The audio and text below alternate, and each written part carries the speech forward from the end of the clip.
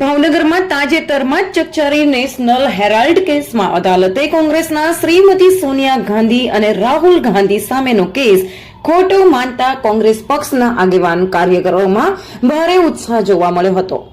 ભાજપની આવી ખોટી રીતિ નીતિ સામે વિરોધ વ્યક્ત કરવા આજરોજ ભાવનગરના ભાજપ કાર્યાલય સામે શહેર કોંગ્રેસ સમિતિના આગેવાન કાર્યકરોએ દેખાવ યોજી ભાજપ કાર્યાલયના ઘેરાવનો પ્રોગ્રામ આપવામાં આવ્યો હતો. પોલીસે કોંગ્રેસના આગેવાન કાર્યકરોની અટકાયત કરી હતી. મોદી સરકારના મમલન ઇરાદાને કેન્દ્ર સરકાર દ્વારા મુખ્ય વિરોધ પક્ષ કોંગ્રેસ સામે છેલ્લા એક દાયકાથી ચાલી રહેલી રાજકીય બદ ઇરાદા યુક્ત કારણે કાર્યવાહીનો પર્દાફાશ થતા કોંગ્રેસ દ્વારા ભાવનગરમાં ઉગ્ર વિરોધ નોંધાવવામાં આવ્યો હતો.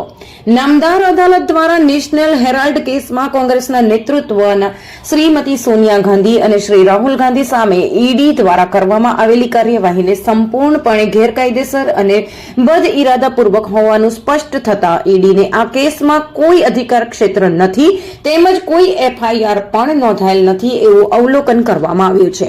જેથી આ મુદ્દે કોંગ્રેસ પક્ષ દ્વારા વિરોધ કરવાના કાર્યક્રમો જાહેર થયા છે.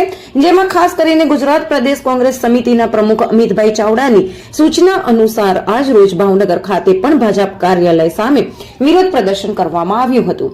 નામદાર કોર્ટ દ્વારા કોંગ્રેસના નેતૃત્વ શ્રીમતી સોનિયા ગાંધી અને શ્રી રાહુલ ગાંધી સામે થયેલ નેશનલ હેરાલ્ડ કેસ ખોટો સાબિત થતા સત્યની જીતના સંદર્ભે ભાવનગર શહેર કોંગ્રેસ સમિતિ દ્વારા આજ રોજ 19/12/2025 ને શુક્રવારે બપોરે 12 કલાકે ભાવનગર શહેરના કોંગ્રેસના આગેવાનો લોહાણા બોર્ડિંગ સામે પીલ ગાર્ડન પાસે તમામ આગેવાન કાર્યકરો એકત્રિત થયા હતા. ત્યાંથી રેલી સ્વરૂપે ભાવનગર શહેરના સરટી હોસ્પિટલ સામે આવેલ ભાજપ કાર્યાલય સામે દેખાવ યોજી ભાજપ કાર્યાલયનો ઘેરાવ કર્યો હતો. સત્યમેવ વિજય તેના નારાઓ લગાવવામાં આવ્યા હતા અને ભાજપની રીતિ નીતિ સામે આકરા પ્રહારો કરવામાં આવ્યા હતા. ભાજપ કાર્યાલય સામે દેખાવો યોજાતા પોલીસ તંત્રએ કાર્યવાહી કરી કોંગ્રેસના 80 થી 90 આગેવાન કાર્યકરોની અટકાયત કરી. સ્થાનિક નીલમબાગ પોલીસ સ્ટેશનમાં અને સ્થાનિક એલસીબી પોલીસ કચેરી ખાતે અટકાયત કરી લઈ જવામાં આવ્યા હતા. આ વેળાએ પોલીસ અને કોંગ્રેસના આગેવાન કાર્યકરો ભાઈઓ બહેનો વચ્ચે ભારે ખેંચતાણ પણ થઈ હતી અને કોંગ્રેસના આગેવાનોએ ભારે વિરોધ વ્યક્ત કર્યો હતો.